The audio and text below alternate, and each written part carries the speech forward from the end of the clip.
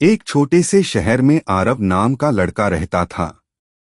वो ज्यादा बोलता नहीं था, लेकिन उसकी आंखों में सपनों की चमक थी। हर रात वो अपनी छत पर बैठकर आसमान को देखता और सोचता, काश मेरी जिंदगी भी किसी कहानी जैसी होती। एक दिन शहर में एक पुरानी दुकान खुली, जिस पर लिखा था, यादों से बने तोहफे।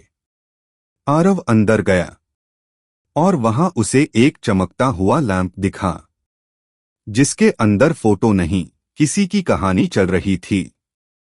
जैसे ही आरव ने लैंप को छुआ, रोशनी तेज हुई और अचानक पूरा कमरा घूमने लगा और तभी सब अंधेरा हो गया।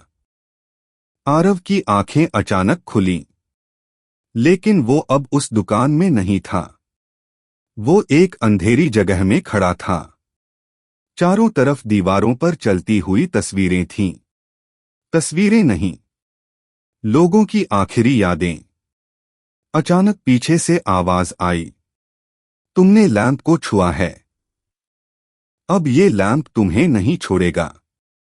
आरव मुड़ा, पर वहां कोई नहीं था, सिर्फ जमीन पर गिरा हुआ वही लैंप, जो अब लाल रंग में चमक रहा था। दीवार पर खून से लिखा था एक वाक्य, जो देख लिया वो बाहर नहीं जाता। और तभी लैंप अपने आप जल उठा और उसमें आरव की अपनी तस्वीर दिखने लगी। आरव चीख भी नहीं पाया। लैंप की लाल रोशनी में अचानक एक लड़की की परछाई दिखाई दी। उसकी आवाज धीमी थी, लेकिन डरावनी नहीं। मेरा नाम मीरा है, मैं भी इसे छू चुकी हूं, मीरा ने बताया। ये लैंप उन लोगों की यादों से बनता है, जो किसी की कहानी जान लेते हैं, लेकिन सच सह नहीं पाते।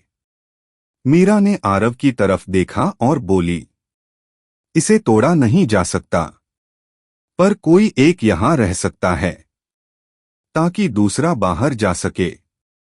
आरव ने लैंप को देखा, उसमें बंद चेहरे और फिर अपनी मां की मुस्कुराती याद। वो मुस्कुराया और लैंप को मीरा की तरफ बढ़ा दिया। रोशनी बुझ गई। सुबह वही पुरानी दुकान थी, लेकिन अब शेल्फ पर एक नया लैंप रखा था। उसके अंदर आरव शांति से बैठा था। आरव की कहानी अब एक पूरी हुई कहानी है। एक लैंप, एक बलिदान और एक खामोश अंत।